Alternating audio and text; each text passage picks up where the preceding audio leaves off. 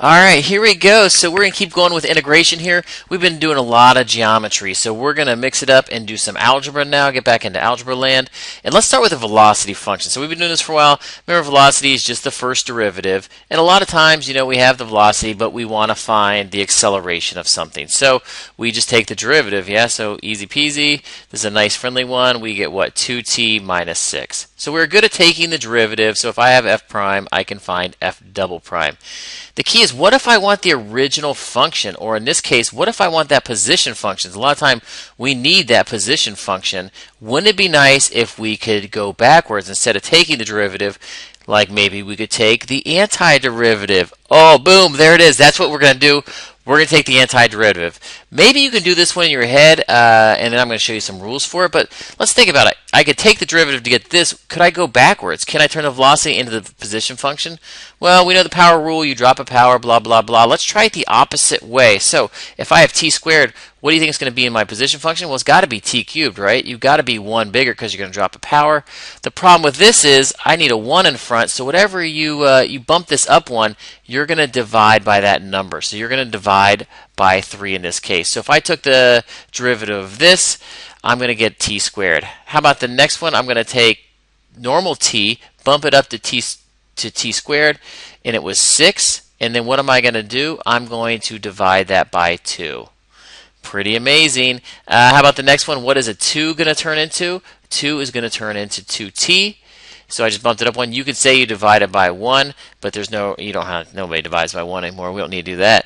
And then also there could have been some constant here. So don't forget about this. We always are going to put a c on there, some kind of constant. So we can find antiderivatives. There it is right there. And we can clean that up a little bit, can't we? Sure, we can say 6 divided by 2. Really, this looks funky to me, like saying t over 3. I would say it's 1/3 t cubed. This is much friendlier for me to just wrap my brain around. I just prefer that. 6 divided by 2 is the 3t squared. And then I had the 2t plus the c. So in my mind, that's a better way to write the position function. That's how we're going to do it. And you can double check it. 3 times 1/3 is 1t squared. 2 times 3 is 6, blah, blah, blah. Do this one, you get the 2, and then we get a constant that just disappeared.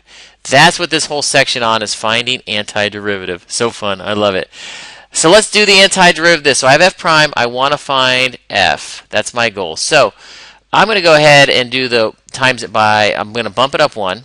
So that's the rule. We're going to bump it up to 4. Then I'm going to divide by 4. So this will be 2 divided by 4. I'm going to write it out in front. I just have better luck with that. You can write the whole thing over 4 if you prefer. No worries there. Same thing here. I start with the variable which was x to the 1. I'm going to bump it up to 2. Whatever you bump it up to is what you're dividing by. This had no x, so it'll be 7x. And then don't forget this c out here. It's some constant. Whatever that number is, I don't know. It's going to disappear. Maybe it was 100. Boom, it's gone when you take the derivative. So don't forget about c. Hugely important right there. Can I clean this up a little bit? Sure, I can clean that up. 2/4 is just a half. 5/2 doesn't reduce, so I'm going to leave it alone. And that's basic. That's all I can do. That wasn't very exciting. Sorry, I should have a little more excitement there in that one. But that's the antiderivative of that one. Excellent. So what if I have a super long one here? Let's still do it. We got the antiderivative. Bump it up 1 to 5, and you're going to 1/5 it. What do I do with x cubed? I'm going to minus x cubed, bumps up to x to the 4th. Divide by that. This will be 3/4. Take the x squared, bump it up to x cubed, and I'm going to divide by that. Hopefully you're getting the pattern here. I'm just going to keep this train rolling. Bump that up to x squared. Divide it by that too. Don't forget, any constant will get an x, and then don't forget about our friend little c here. Barely made it in that space, but we got it. We got in there. Hopefully you got the pattern now. Got the pattern going on. So let's do a little bit trickier. Sometimes you got to rewrite it. Remember we had to rewrite to take derivatives? I like to think of this as 1/2. So I rewrote it. Now I'm going to go ahead and take the antiderivative. So I'm going to bump that up. What does that bump up to? It bumps up, if you add 1 to 1/2, you get 1.5 or 3/2. That looks terrible. Let's try it again. You get 3/2. And I'm going to divide by 3/2. But remember, when you divide by 3/2, I mean, you can write it like this. Divide it by 3/2. That's really weird. Dividing by 3/2 is really what? It's multiplying by 2/3. So you're going to multiply it by 2/3. So flip that fraction and multiply. It'd just be the same as if you had 1 divided by 3/2. You flip the second fraction and multiply. Awesome. Don't forget to give you that 4x right there. This is my function, so I had the derivative plus c. All day we can antiderivatate. That doesn't sound right. Take the antiderivative all day long. Let's write a rule for this. So if I have the integral, if I'm going to integrate something or take the antiderivative of any x to the n, what am I doing here? Well, you are bumping x up 1 to the n plus 1, and then what are you doing? Out front here, you're saying 1 over that bumped up number. And you always have to add this c. So this is the basic rule. This is like the opposite of the power rule. Because of the power rule, we can do this rule right here for integration.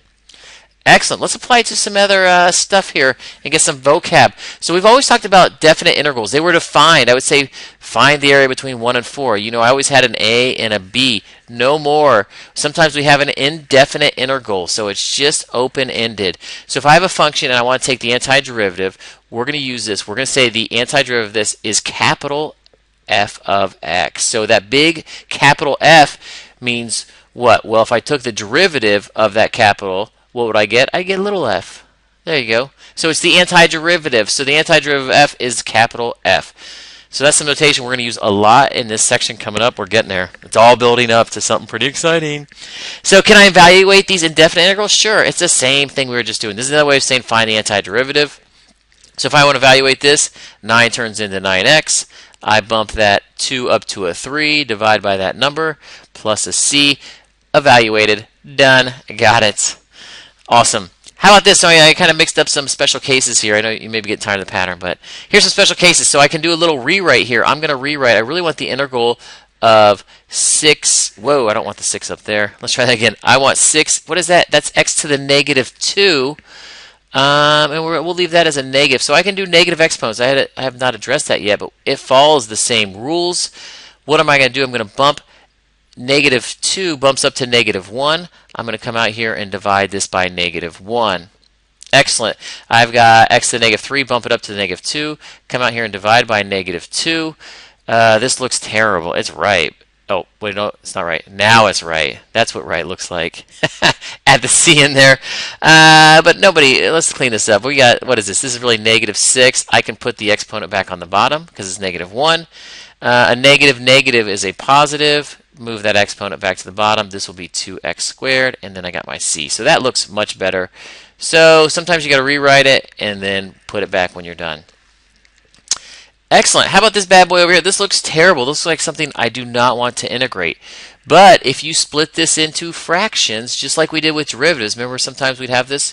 You can make this 3 different fractions. It's the same thing. We're just separating our fractions, and now we can integrate that. So if I integrate that, well, we should probably simplify it. Let's break it down. So my x's cancel. I get 2x squared. Then I get one of the, this cancels one of those. This cancels one of those. So I get 4x. And then the x's cancel here.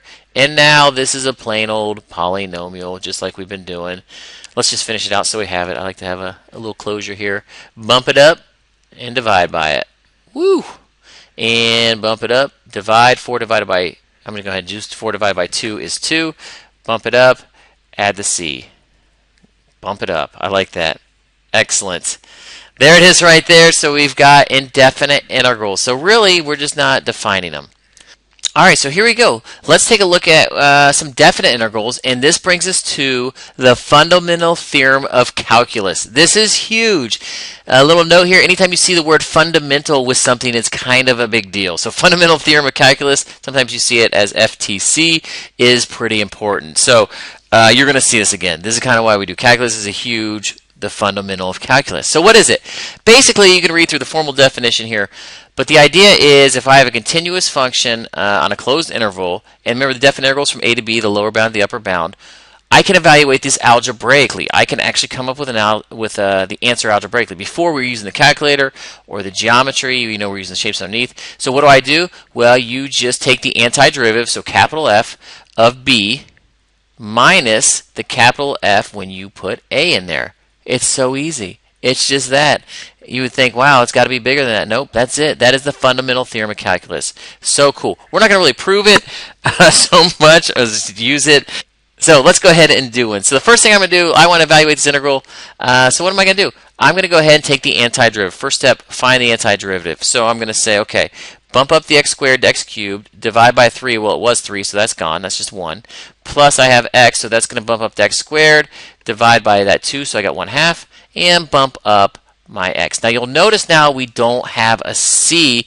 We're not too worried about the c. Let's put the c in for the first time. Sorry, this is our first time doing it. We better put the c in there. But something cool is going to happen. So when I go to evaluate this, you can use this bracket like this. I'm evaluating the integral from 2 to 6. Some people use just a straight line here, and some people close the bracket on the other end. It's just a personal preference, however you want to do it. I'm going to use the one-sided bracket just for now. This is I'm going to evaluate this from 2 to 6. So I want the f of b. So remember, it's from a to b. So I'm going to say put 6 in there. So really, I'm looking at what? I always use brackets for this part. I'm going to say it's 6 cubed, put it in for x, plus 1/2 6 squared, minus 2 times the 6, plus some constant that I don't really know what that is. Now, what am I going to do? I'm going to subtract the f of a. What's the f of a? Well, that means put 2 in there. So go wherever there's an x, replace it with a, which is 2. So I'm going to replace this with 2, minus this 2 times 2, plus that c. And there, I'm going to subtract these two things. So let's clean this up a little bit. 6 times 6 times 6, I believe, is 216. Plus 36, half of 36 is 18. Minus, is it 12? Plus some constant here. And again, this is all going to subtract this thing over here. And what happens when I cube 3? I get 8. Plus half of 4 is 2. Minus 4 plus some constant. And let's see if we can clean this all up here. 18 minus 12 is 6. So I'm looking at 222 minus c is my first bracket. That's the f of b. Minus, what do I get here? 8 plus 2 is 10, minus 4 is 6, plus c. So now I can evaluate this. What do I need to do? I can distribute that negative. So if I distribute the negative, you know what's going to happen here. Oh, why do I have a negative c? Oops, sorry, that was not supposed to be a negative c. So it was plus c there. All right, so when I distribute the negative, what's going to happen? I've got this 222 plus c minus 6 minus c. What's going to happen? Your constants are going to cancel. Whatever that constant was is going to cancel out. So it doesn't even matter. What matters is this 222 minus 6, which gets us what? Back to what? That's going to equal 216. That is awesome. That is super cool. That is doing it algebraically. Do you believe me? Yeah, I hope so. But if you don't, I'm not worried about it. You can check it. You can say, Mr. Bruss, I want to make sure. So let's just real quick do a math integrate and see what we get. You know, if I'm going to double check it, make sure this fundamental theorem calculus works. Plug that in the calculator, double check it, and what does it come up with? 216. That's awesome. The calculator agrees. So hopefully you're happy. You believe me now without the proof. Awesome. Let's do some of these. Let's do another one. And from now on, I'm not going to include that c. No need for that constant because it cancels every single time. So let's just do it. I'm going to first integrate. And if you want to pause and work ahead of me, that's cool too. Bump this if you like. Just going with me. That's cool. Bump it up, divide, that's going to turn into 3.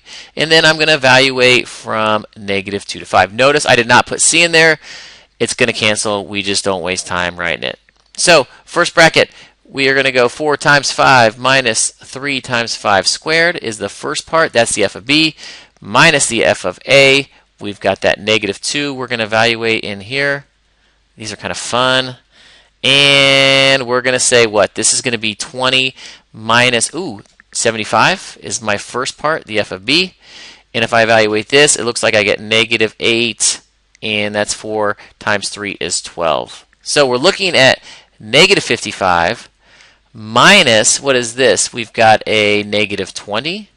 So if I do minus a negative means add them, I'm looking at negative 35. So again, remember integrals can be negative. The area of the curve is always positive, but when we integrate, we can definitely get negative numbers like we just did.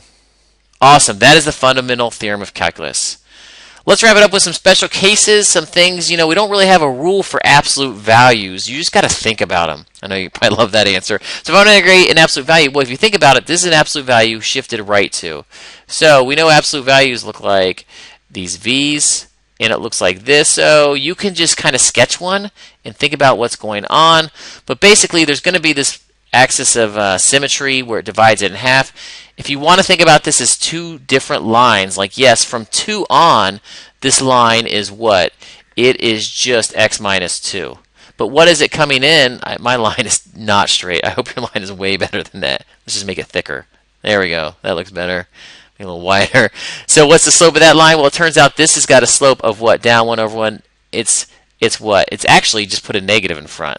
And what does that really do? If you want, that means it is negative x plus 2. But basically, you take the absolute value. At some point, you're just going to throw a negative in front of the whole thing. So if I want to think of this as two integrals, I can. So if I want to go from 0 to 3, I'm trying to find basically from 0 to 3. That's what I'm trying to find. So in my mind, what I would do is, let me change colors here.